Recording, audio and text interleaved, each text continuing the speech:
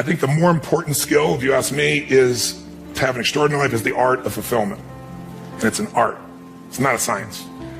Because there's a science to making money. I don't care who you are. If you do certain things, you're going to have too much financial stress. You do other things, you're going to have an abundance. There's a science. There's a science to your body. Everyone here is biochemically different genome, but there's certain fundamental patterns that if you and I follow them, you're going to have tons of energy, you're going to feel good. If you break them, you're going to pay the price and have low energy or disease. But fulfillment is an art. What's going to fulfill you is different than the other person next to you. You're not going to learn that from anybody else. And you got to find it, because success without fulfillment is the ultimate failure. And I get those phone calls all the time for the multi-billionaire entrepreneur or politician or business person or a person just won their Academy Award and they're depressed and they can't tell anybody because they got all their goals, but they're not fulfilled because they really don't have that sense of meaning in their life. They went for something and they got it. They achieved.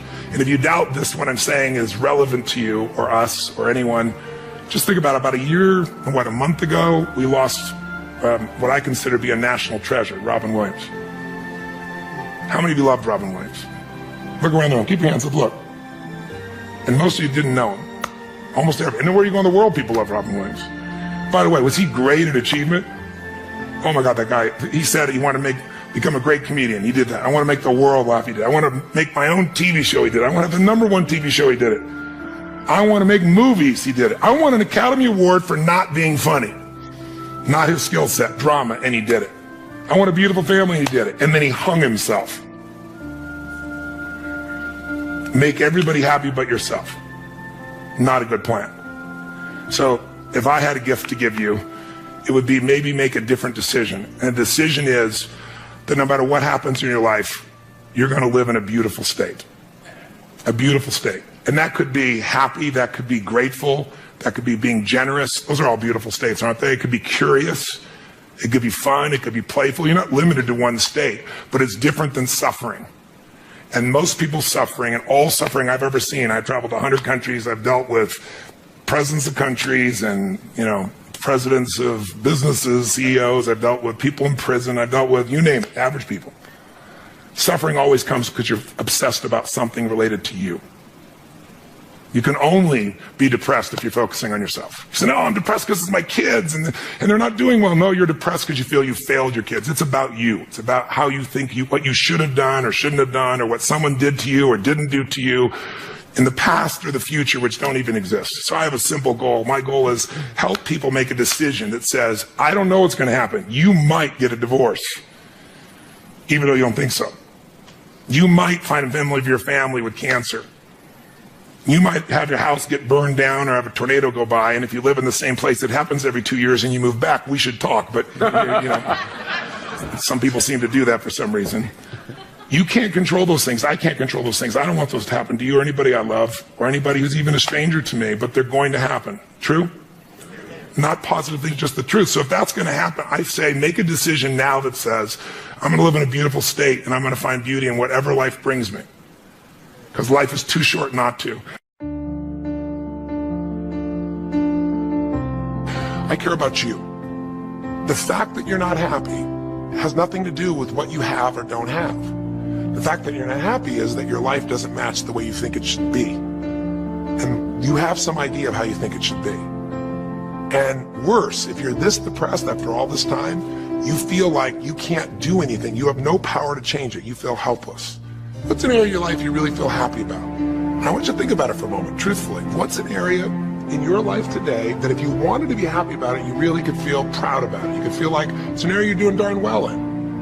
And if you're really hard on yourself, there's still an area. What's an area? I want you to think of it right now. And I want you to think of that area, whether it's your body or your finances or your career or your intimate relationship or your relationship with your kids, or your relationship with your creator, whatever it is. I want you to think about, why are you happy with that area of your life right now today?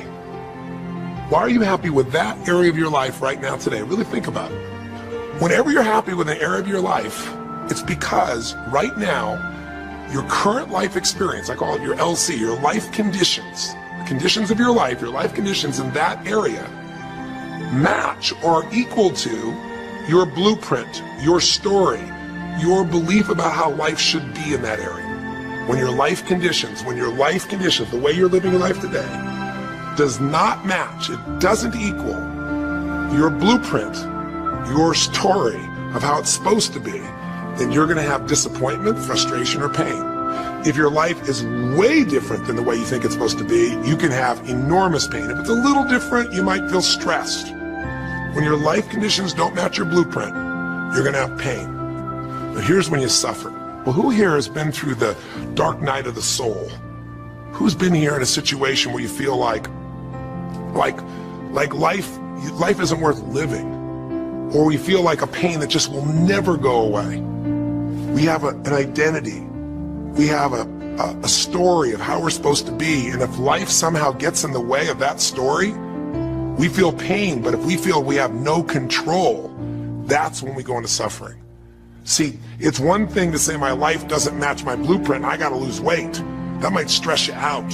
Or my life doesn't match my blueprint, I'm not in a relationship, I gotta get in one. That might motivate you even. You might not like it, but you're gonna find a way to get in one. Or my career doesn't match how I should be, you could change it.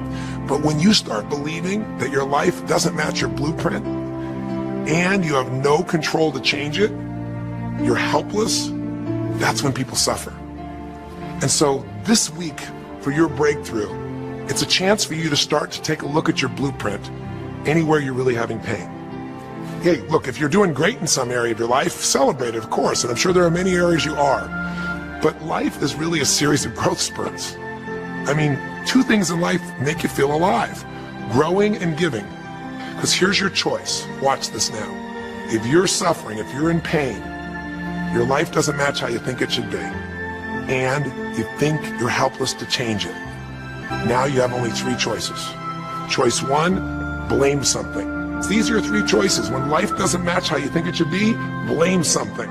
An event, someone else, or yourself.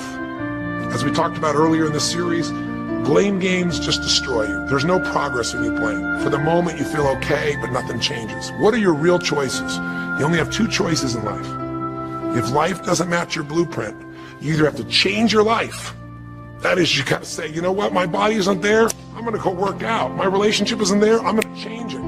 You know, I'm not making what I gotta make, I'm gonna retool, I'm gonna get a new skill, I'm gonna go back to school, I'm gonna start a business, I'm gonna do something. You have to do something to change your life.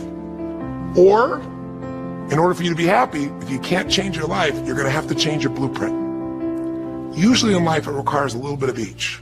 Does that make sense? And if you change your life and change your blueprint, you can have an extraordinary life. Because all of us are going to have times in our life when what we want or think life should be like isn't going to match how life really is. Those moments, if we blame, our life goes into pain. If we change, we can change our life and match our blueprint. But we have to also know when it's not within our control. And that's how we're able to make a shift and change what our story is for our life, what our expectations are, not by lowering them, but by changing what that model really is. Because your blueprint is just a projection of what you think you need to be happy. But as human beings, we're notoriously ineffective at knowing what's going to make us happy. So much that we think we're going to make us happy, we get there and we go, is this all there is? So many things that we think are going to make us miserable and we can never deal with, we go through it and we can handle it. We're not good at projecting these things. Once you fulfill your blueprint regularly, once you figure out how to do what you always dreamed of, you always dreamed to live a certain way, and now you're living that way, living that way, living that way every day. Well, the human nervous system, the human spirit needs to grow. So pretty soon you'll get bored with that and you'll come up with a new blueprint. That's part of life that's exciting. See, if you and I from this day forward are going to be happy, just remember what we've said. It takes two things: grow and give. A meaningful life comes from growing, that sense of progress, and it comes from having life not just be about me, but about we, doing something that makes me feel connected to other people besides myself. That growth, that sense of contribution fills a deep spiritual need that we all have. If you are unhappy in your life, you got three choices, really two. Blame, that's not a choice, it's not going to work. Don't blame someone else, don't blame the event, don't blame yourself. Just figure out what you're going to do to change your life, change your blueprint. You're going to have to rewire what's going on inside, and that's what we focus on as well. So I hope this journey has been an interesting one for you. I hope it's opened up your eyes to what it takes to go from where you are to where you want to be. It takes changing your emotional pattern. It takes bringing presence to your life. It takes realizing you have no problems compared to somebody else and putting your life in perspective. It takes the ability to deal with those extreme stresses that happen in your life by questioning your limiting beliefs. It takes for you to be able to figure out how to deal with crisis and how to turn it around. It takes facing your fear. It takes pushing yourself through what used to stop you. It takes putting yourself in a position where you connect to what's more important than just yourself, what you value than just yourself. And it takes, I think in this case also, the ability to realize that no matter what happens to you, you're more than that moment. You're more than the story you think you're supposed to be. And that even when you're not matching what you think you need to be, maybe there's a reason for that. Maybe you're having to find a different part of yourself that's going to fulfill you at a much deeper level. Sometimes failing to get your goal gives you your destiny. I can't tell you how many people I've known over the years who had an idea of what they thought their life was supposed to be like, and they didn't achieve it, and they felt miserable and upset and frustrated, and one day an opening happened and they went, oh my God, thank God that didn't happen. Sometimes not getting your blueprint's the best thing that ever happened, because the disappointment drives you to find something more important inside of you. Or not getting it makes you look for another aspect of your life, a spiritual aspect, a family aspect, a physical aspect. If you can just trust that life doesn't happen to you, it happens for you, then you can find in any situation a benefit that can take your life to the next level. I don't care if you're Frank and Kristen. I don't care if you're, Mandy and Scott. I don't care if you're Joaquin and Kim. Every one of us in our life is going to face situations where it feels like we have total trauma, something that's been taken from us.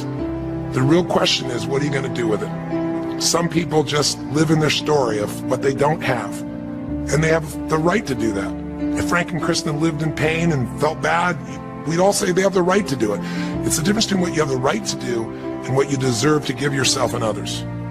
We have the ability to transcend whatever happens to us. There's something called post-traumatic growth. Very few people know about it. Two people go through the same stress, one's destroyed, the other grows. What's the difference? The people that grow will not give up. They don't have any excuses. They find the way to break through whatever it takes. And when they do, three things happen. Number one, they realize who they really are and what they're capable of. They realize they're so much stronger than they thought they were. And number two, they deepen all their relationships. You want to know who really cares about you, who you love and who loves you? Go through some tragedy, go through some hard times. All your Facebook friends go away. Your real friends, your real family shows up for you and you show up for them. And it deepens your relationships. And the third thing happens, if you can push yourself through and break through whatever challenges life gives you, is each time you have a breakthrough, you get stronger. And it almost like builds a psychological immunity in you, where suddenly, all of a sudden, it's like stuff happens, and you know stuff's going to happen, and you're not scared of it anymore. Because after you've been through a stroke, after you've been through, losing the use of some of your body, your senses, after you lose a family member, and you break through to that, you get to the other side, it's like, give me your best shot, life. It's almost like there's this psychological immunity that says, I'm ready for whatever life will give me. I don't want challenges, but if they're here, I know I can handle them. That strength of spirit is what creates a sense of freedom and joy in life. And that strength of spirit basically comes from living a life where you are constantly and never-ending flinging away to improve yourself and to help others. And never settle for less than you can be. Never settle for less than you can give or you can share.